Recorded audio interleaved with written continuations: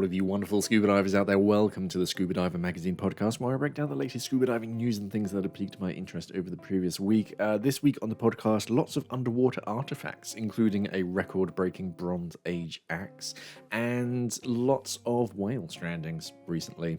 Whales have had a rather rough week this week, including whale sharks. I saw a really sad video of a pod of orcas basically picking on a whale shark, and you're like, oh, not on a whale shark, he can't do anything. So yeah, that's apparently a thing nowadays. Killer whales have dropped down in my personal views, knowing that they now attack whale sharks. But anyway, archaeological divers are trying to establish whether a rare ancient axe head came from a Bronze Age or a more recent shipwreck after it was spotted at a depth of 12 meters outside a reef of Arendal in Norway. So either way, the incredibly rare artifact known as a Celt is the first such prehistoric metal object to be found in Norwegian waters, which is pretty cool. The well-preserved hollow axe was found during a routine coastal survey among a layer of small pieces of flint smoothed by the action of the sea, and they found this Bronze Age axe. The Norwegian Maritime Museum is now carrying out a dedicated investigation at that specific location in hope of establishing how the weapon arrived there and in what context. The site is in the, I apologize for this, Skagerrak Strait, which connects the North Strait to the Kattegat Sea between Norway's east coast, Jutland, and Denmark, and Sweden's west coast. So it's in that middle bit. The weapon could have been on board an ancient shipwreck, though another possibility being explored is that it formed part of the ballast of a ship from a few hundred years ago. It was either an active tool that someone was using and just dropped over the side, or the ship sank and of course it was on board, or they saw it as such low value at the time that they just used it as ballast along with the rest of the rocks that they're finding in the area. In that case, it would have been shoveled in along with all the flint on the vessel's way to port in Arendal and discarded before it picked up cargo there. It may have come from a southern Scandinavia area where flint is commonly found, or from ballast deposits in other ports. It's going backwards and forwards. Either way, there might be other such artifacts to find in that area, so now they're quite interested, and now they're going to do some proper surveying. And there's also a possibility of finding the shipwreck itself in those really cold waters. A lot of the times they're really well preserved, and they sink down into the substrate, so yeah, they do get preserved. So yeah, they're going to see what's going on. The hollow axe weighs in or just the axe head weighs in at 327 grams. It's about 12 centimeters long, and it's of a design that was really popular during the Nordic Bronze Age, which is about 1800 to 500 BC, and it would have been fastened to a bent wooden shaft, so you don't have the entire thing made out of metal. It's just the actual axe head itself, and yeah, since the wooden section has rotted away. So yeah, an interesting find. There's also another interesting find, a total of 112 pieces of glass, both intact vessels and fragments, because glass. They have been found by an underwater archaeology in Chengin Skell Bay in the Black Sea, which is off southeastern Bulgaria. The artifacts were located in shallow water, no more than 2.5 meters deep, on a rocky bottom. The finds have just been announced by the Regional Historical Museum Burgas, which said that they had resulted from the dives carried out in 5 areas of the bay by a National History Museum team led by Professor Ivan Histrov. The discoveries followed those of more than 300 glass fragments and intact vessels in the bay during annual excavations in 2020 and 2021, so they kind of knew that stuff was around here, and now this is just further exploration of the area. The glassware is thought to have been part of a cargo shed, a cargo ship from a vessel that was wrecked on the reef during a storm. The archaeologists have been working on the theory that it originated in Venice between 1550 and 1650, so Venetian glass. A lot of it's quite fancy. The divers hope to find the remains of the boat or the ship itself in the area with the greatest concentration of glass, where they also found traces of anchor chains and in depths of 1.5 to 5 meters towards the west of the bay, fragments of ceramic that appear to date to the late medieval and Renaissance period, like the 14th and 17th century AD. So they're finding a lot of like broken stuff, but they haven't found the actual shipwreck yet. They're hoping that the more they find, it's going to lead them to where the actual ship is. In one of the 5 other areas under investigation, the divers came across ancient Greek ceramic fragments, a small lead weight from the Roman era, and a stone fishing weight. Another area yielded fragments of amphora from the late antiquity and medieval times. So lots of old, like classic artifacts dating back like hundreds and hundreds of years. So something happened in this area that they just need to find the actual shipwreck itself. Otherwise, the only other logical thing is that someone decided to pour all of this stuff off the ship into the ocean, and God knows why. As I said at the opening, it's been a rough week for whales, not the country, the cetacean species. A whale that is so rare that only 6 specimens have ever been known to science has washed ashore on a beach in Otago in New Zealand. To this date, no spade-toothed whale has yet to be seen alive. We only find them dead when they wash up or they're on the surface. And the Department of Conservation staff were notified that the 5-meter beaked whale had been seen near Taiari Mouth on the 4th of July. They inspected the whale and consulted marine mammal experts to conclude that it appeared to be a male of the little-known species that, if confirmed, it would prove to be a very significant scientific find. Quoting, "Spade-toothed whales are one of the most poorly known large mammalian species of modern times." That was a quote from the DOC Coastal Otago Operations Manager Gabe Davies, quoting, "Since the 1800s, only 6 samples have ever been documented worldwide, and all but one of these was from New Zealand." From a scientific and conservation point of view, this is huge. The DOC has been in discussions with the Maori people about plans for the spade-toothed whales, which died recently enough to provide the first opportunity to dissect an example of the species, though the procedure has to be carried out with due respect. Genetic samples have been sent to the University of Auckland, which curates the New Zealand Cetacean Tissue Archive, and it could take a couple of weeks or a few months for the DNA to be processed and a final species identity to be confirmed. The species was very first described in 1874 from a lower jaw and 2 teeth collected from Pitt Island, according to the DOC. That sample, along with skeletal remains of 2 other specimens found on White Island and Robinson Crusoe Island of Chile, were enough to enable scientists to confirm a new species. But there was only just bits and parts of whales. Now they have a complete. 2 more recent findings helped to describe the species' colour pattern for the very first time. The first intact specimen was from a mother and calf stranding in the Bay of Plenty in 2010, and a further stranding occurred in Gisborne in 2017, but these whales had been dead too long to dissect. The spade-toothed whale has now been moved from the beach into cold storage and is in a better condition, so scientists are quite excited to be able to spend some time and learn some more about this particular species. Similar news in the Orkney Islands, where the BDMLR, the British Divers Marine Life Rescue Marine Mammal Medics, were in the throes of dealing with a mass stranding of pilot whales on the Isle of Sanday in the Orkney Islands.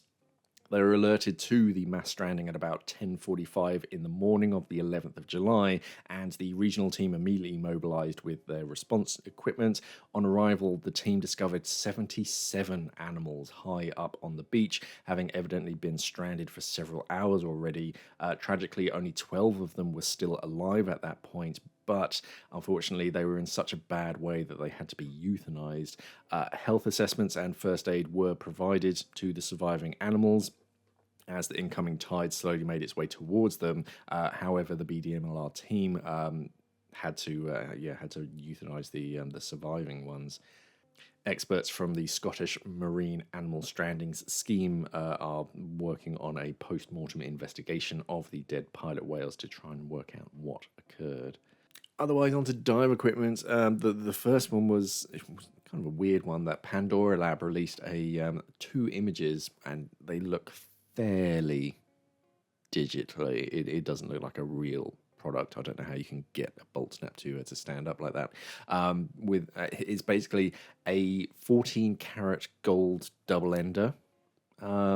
It looks more like a one of those computer assisted, the CAD like designs, computer image, and yeah, it's a golden double ender. It's a bit more than just that. It is shaped, or one of the hooks is shaped like a seahorse, which is kind of cool. But yeah, that caught my eye, funnily enough. Yeah, I don't know how much use anyone has for a golden double ender. I know that it'll never rust, which is quite nice. But you would cry if you drop that. But yeah, just something a little bit of fun. It reminds me of an X-Deep April Fools years and years ago that I quite liked, which was when they brought out their new double enders.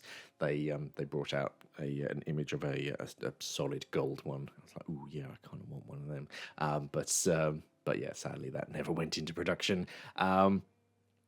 Otherwise, Fourth Element have updated their Zero Therm undersuit. It seems to be just an updated design. I don't think it's like any particular different cut or anything fancy. It's still like a classic black, except now it has orange logo detailing to it. Otherwise, it seems to be classic Zero Therm, which is a good thin, or it's like a thick base layer, if that makes sense. You can wear it by itself, but it's really made to be worn in like extremely cold environments as a thick base layer. But if you're diving warmer waters with like a thick like neoprene dry suit or something, it's just like perfect. Is enough to just keep that airspace all around your body without being too bulky. So yeah, Zero Therm, I think it was originally developed for NASA. They wanted this like breathable material to create that constant layer, base layer over their skin, and yeah, it works quite well for scuba diving as well. Otherwise, that's about it as far as this week. It's been a pretty quiet week. It's been one of those really quick weeks where you turn around and it's Thursday. I don't really know how that happens. It's just Monday, Tuesday disappears, and then Wednesday is just gone, and you're okay. But yeah, I've mainly been working on that BCD guide video. That took a fair amount of editing, and even with that, I was cutting some corners. And yeah, I've got some orca torches that need to be played with. But yeah, let's jump into some Ask Mark questions. Santos Fabio 98 says, can you make a review of the SCUBA Pro regulator, the Mark 25 G260 Carbon? Yeah, it is a lovely regulator. Oh, I can see if I can get my hands on one. I've always liked the G260. I've loved its like industrial design and like practicality, and now that they've changed it, they've got this like carbon front cover. It's a little bit lighter in the mouth. Mark 25 is hard to fault. You can also get it with a new Mark 19, which is like a diaphragm version of it. But yeah, it's a really nice regulator. It's very, very similar to the S600, which is another one of their very popular regulators. The second stage is very similar to the G260. It just has a slightly different front cover. But yeah, it is a very, very nice regulator. Ken 5106. Oh, this is on the Sunto Ocean computer unboxing review. Do you know how to activate the digital compass underwater? I don't think you can at the moment. It's been mentioned a few times in the forums about the Sunto Ocean that you can't use the compass underwater. I didn't actually try when I had one or had the one to test, but I imagine they're working on something in the background, because yeah, that you get that one dive screen and that's it. I imagine they're working on an update that you can download in the future. I think it's, if enough people ask for it, then the clever boys and girls in their like R&D department can create a patch so that you can use it. So not at the moment, as far as I'm aware, but yeah, watch this space. Automatic ASA Mateo Sulis says, I cannot choose between the RK4 and Supernovas for my next set of fins. I'm not a tech diver, but I like Rex. What would you advise? They're both good. I mean, the RK4 fins, they're pretty new, so trying to get your hands on a pair, I can't even get my hands on a pair. I've been talking to Apex for weeks, probably months now, and they were supposed to get a sample, not a sample. They have a sample that I could try out, but it's not the same material. It's a little bit softer. So whilst it looks the real deal, it won't be the same like buoyancy or stiffness or anything. So I was like, no, I'll hold out for the real thing. And they were supposed to have a shipment, I think, at the beginning of the month, but that hasn't arrived yet. So the joys of international production and shipping. But yeah, I think there's only one size of them available like on the market. It just depends on who manages to get stock of it. Only in black at the moment, because there's an orange and a white version. Yeah, I wouldn't hold your breath too much for them at the moment. They still got the RK3s. RK3s are the fins that I use, and they're tough as nails. They're a good solid pair of fins. The SCUBA Pro Supernovas is, so they got the Sea-Wing Nova, which was the kind of weird looking one. The less weird looking one is the Supernova, and now they have the S-Tech, which is the stiffer version with the metal plate. The Supernova, the like middle one, is a fine fin. It is a good pair of fins. They've got that modular system, so you can separate them. That was the main selling point for them. So if you need that to be able to like fit in a backpack or something, it's a bit more customizable. The Supernovas are a bit more modular, so that yeah, you can change like just the foot pocket instead of changing the entire fin. You can just change the blade as well. They're modular like that. However, given the choice, I'd probably use the RK3s just because I don't like those kind of joins. I know they're strong, they've been tested and everything, but it is something that could go wrong. Whereas if you have a single piece of like monoprene or whatever your fin's made from, it's hard for a single piece to break. And the like the RK3s and the RK4s, they're going to have the metal spring system. The 4s are like adjustable, whereas on the RK3s it's just a single length, so you get whatever length spring, and that's it. On the Supernovas, I think it's like the fabric bungee, which is fine. It may even be like a sling bungee from like a spear gun, but there's something about a metal spring that I just prefer. It's a lot harder to cut through metal than it is like fabric or rubber. But either way, they'd be good for wreck diving because they're nice and short. So you're less likely to slap things, and yeah, it's a lot easier to pack. But either way, they're both top brands, so you're on for a good pair of fins. Takchu Jong 5617 says, how do you already inflate the new Axiom? Is there any concerns if you can't already inflate in case of emergency? So that was on the Aqualung Axiom i3 BCD that has the inflator down on your hip. You can still already inflate on your left-hand shoulder. There's a small like silicone tube that you can blow into. It's tucked underneath like a Velcro cover, something similar to what would normally hold your corrugated hose in place. And yeah, if you ever need to, you can grab hold of that and then just blow into it normally. Yeah, they have thought of that, and yeah, it does work quite reasonably. It's similar to the demonstration on airplane at the beginning, like blow into this tube. It's a little bit bigger. It's easier to use than one of those like rigid tubes on a life jacket. But yeah, it can be done. Hitch J says, I'm thinking about the ZD710 Orca torch, but worried about the zoom function being being a flooding failure point. Also, are you for or against removing the battery to recharge on the ZT710 or versus the DC710? God, these names are such a mouthful. With USB charging port being on the torch body itself, which do you think is a more reliable product? So I actually have a ZD710 like in the post to me. My editor's still doing his write up on it, and then I get to play with it. The zoom function being a flooding failure point, no. It's usually separated from the electronics. So as you rotate the head, it rotates the the reflection, like mirror focus point. I can't remember the proper word for it, but yeah, it rotates that. So, but the sealing surface, I wouldn't worry about it. I'll show you the mechanism when I actually get it. But no, I'm not worried about it being a failure point.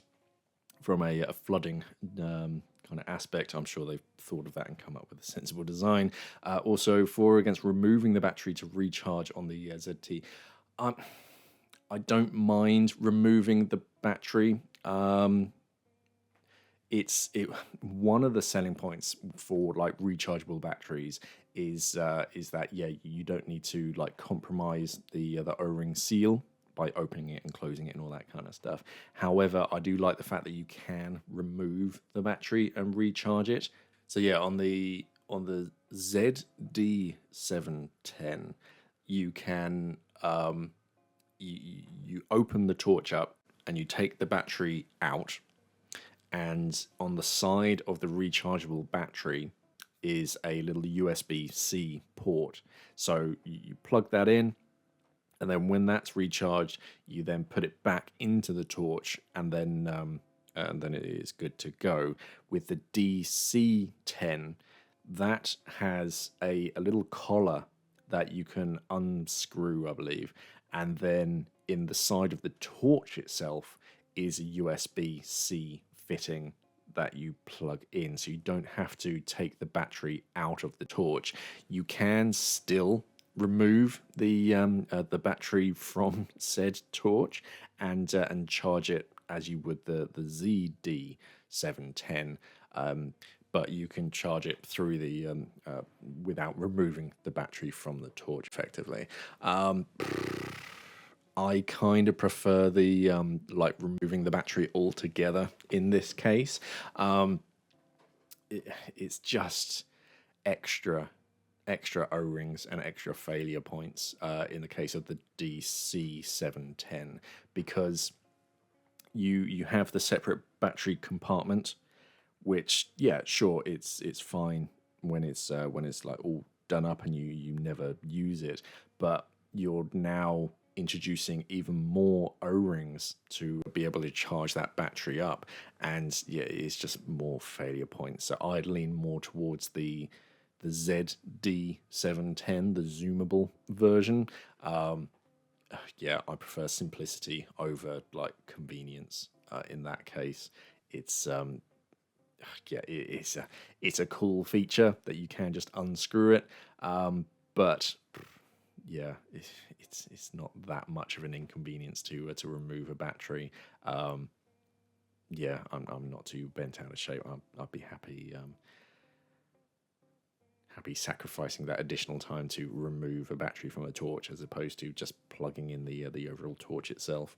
In some cases, it's quite useful to be able to inspect, because I've seen some dive torches come into the shop where they can't open the battery compartments, in which case some salt water has usually gotten in and it's caused the battery to swell or release some kind of gases, which is like pressurized the inside. So you're like, I don't want to be anywhere near this thing.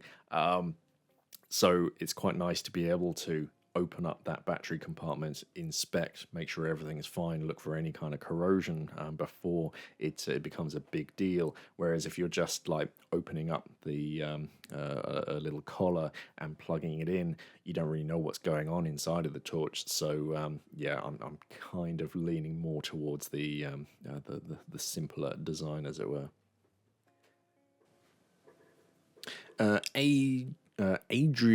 Adria Burnett? I'm going to say Adria Burnett, 3932. Do you know how to turn off the bottom timer mode on the Mares Puck 4? I've selected bottom timer instead of nitrox, and now it won't let me enter mode to switch it again. Yeah, that's pretty common.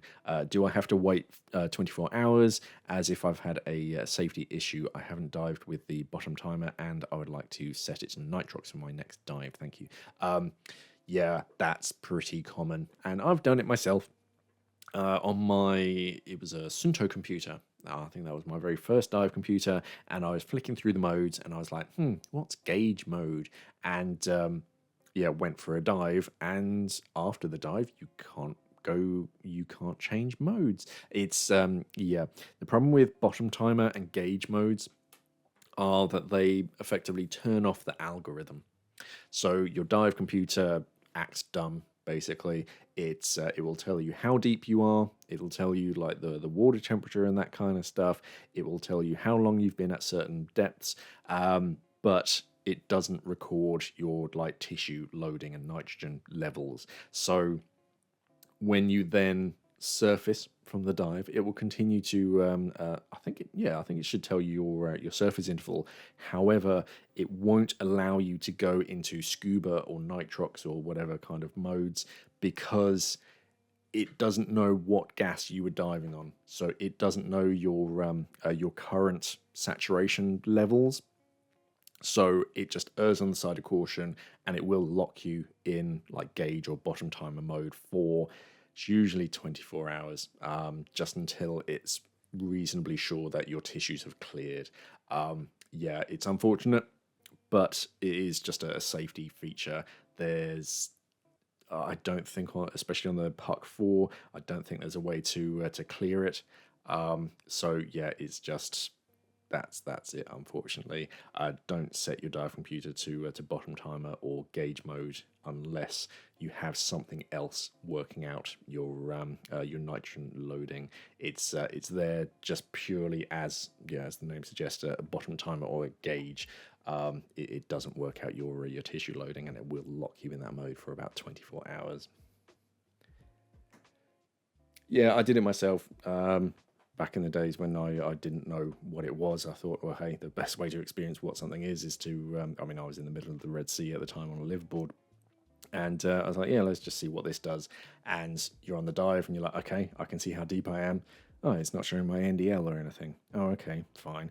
Just followed Buddy and all that kind of stuff, had a sensible dive profile, and then afterwards you get out and you're like, okay, well, that's not a great mode. I'll change it back to like scuba or nitrox. Oh, I can't. Yeah, it's pretty common, and it happens to divers all the time. It would be better if it was more widely taught that some dive computers have this mode. It's called like gauge or bottom timer. Don't use it unless you have another dive computer that's working out your tissue loadings. But hey, otherwise that's it for this week. It's been a pretty quiet week as far as diving news, and no like shiny exciting dive computer or anything has been released. The only thing that really caught my eyes was that Fourth Element, a brand new design for their thermocline, which is pretty cool. Otherwise, like, share, subscribe, do all that good social media stuff. Remember to check out our website, scubadivingmag.com, for the latest news and gear reviews. We're testing out about Orca torches as we speak, but we've got some exciting stuff coming up. Otherwise, thank you for listening, everybody, and of course, safe diving.